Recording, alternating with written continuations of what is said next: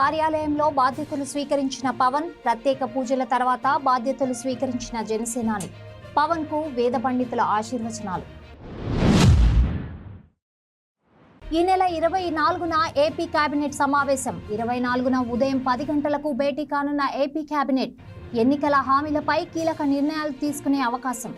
మంత్రులకు దిశానిర్దేశం చేయనున్న చంద్రబాబు. ఈ నెల 21, 22న ఏపీ అసెంబ్లీ సమావేశాలు.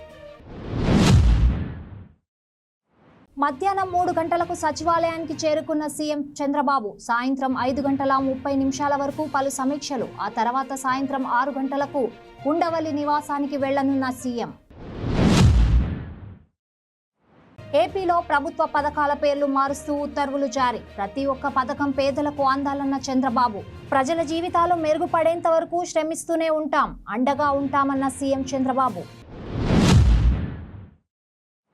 నేటితో ముగియనున్న పవర్ కమిషన్ ప్రత్యక్ష విచారణ. కీలక ఆధారాలు లభ్యం. విచారణ చివరి దశలో ముఖ్య సమాచారం అందినట్టు వార్తలు వస్తున్నాయి. కమిషన్ విచారణకు రాజకీయ రంగు పులిమే ప్రయత్నం చేస్తున్న పలువురు నాయకులు. స్మార్ట్ సిటీ పనుల్లో జరిగిన అవకతవకలపై విజిలెన్స్ విచారణ జరిపామని, నివేదిక రాగానే కఠిన చర్యలు తీసుకుంటామని మంత్రి పొన్నం ప్రభాకర్ తెలిపారు. కావాలనే అంచనాలు పెంచి అవినీతికి పాల్పడ్డారని పొన్నం ప్రభాకర్ ఆరోపించారు. ఇవాళ కాంగ్రెస్ పార్టీ అగ్రనేత రాహుల్ గాంధీ పుట్టినరోజు. ఆయనకు పెద్ద ఎత్తున శుభాకాంక్షలు వెల్లువెత్తుతున్నాయి. ఎక్స్లో రాహుల్ గాంధీకి తెలంగాణ సీఎం రేవంత్ రెడ్డి శుభాకాంక్షలు తెలిపారు. అన్ని అసమానతలకు వ్యతిరేకంగా పోరాడటం అతని వ్యక్తిత్వం అని పేర్కొన్నారు. ఈ నెల 21న రాష్ట్ర మంత్రిమండలి సమావేశం జరగనున్నట్లు తెలిసింది. సీఎం రేవంత్ రెడ్డి అధ్యక్షతన సమావేశాన్ని సచివాలయంలో నిర్వహించనున్నారు. ఇందులో ప్రధానంగా అసెంబ్లీ వర్షాకాల సమావేశాలు, ఆగస్టు 15 నాటికి అమలు చేయబోయే పంట రుణాల మాఫీ పథకంపై చర్చించనున్నారు. నాగార్జున యూనివర్సిటీ దగ్గర ఉద్రిక్తత. రాజధాని రైళ్లను అడ్డుకున్న సెక్యూరిటీ సిబ్బంది. 3 రాజధానులకు అనుకూలంగా సమావేశం పెట్టిన వీసీ రాజీనామా చేయాలని రైతుల డిమాండ్. వీసీ కార్యాలయానికి తాళం వేసిన రైతులు.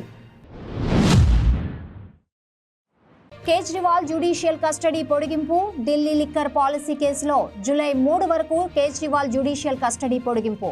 ఎన్నికల సమయంలో బెయిల్పై వచ్చిన కేజ్రీవాల్ ఆ తర్వాత కోర్టులో హాజరు. ఆర్థిక శాఖ ఉన్నతాధికారులతో మంత్రి పయ్యావుల భేటీ. రాష్ట్ర ఆర్థిక పరిస్థితిని మంత్రి పయ్యావులకు వివరించిన సెక్రటరీ కేవీపీ సత్యనారాయణ. సీఎం చంద్రబాబుతో చర్చించిన తర్వాతే శ్వేతపత్రం విడుదల చేయాల్సి ఉంటుందన్న పయ్యావుల. ఉపాధి హామీ పథకాన్ని ఉద్యానవన సంబంధిత పనులకు అనుసంధానించి నిధుల మంజూరు చేస్తూ మొదటి ఫైల్పై, గిరిజన గ్రామాల్లో పంచాయతీ భవనాల నిర్మాణానికి సంబంధించిన రెండో ఫైల్పై సంతకం చేసిన deputy CM Pawan Kalyan. AP assembly pro tem స్పీకర్గా గోరట్ల బుచ్చయ్య చౌదరి. రేపు అమరావతిలో ప్రోటెం స్పీకర్గా ప్రమాణ స్వీకారం. ఎల్లుండి శాసనసభలో 174 మంది ఎమ్మెల్యేల ప్రమాణ స్వీకారం. కొత్తగా ఎమ్మెల్యేలతో ప్రమాణ స్వీకారం చేయనున్న గోరట్ల సీనియారిటీ ప్రకారమే ప్రోటెం స్పీకర్ పదవి.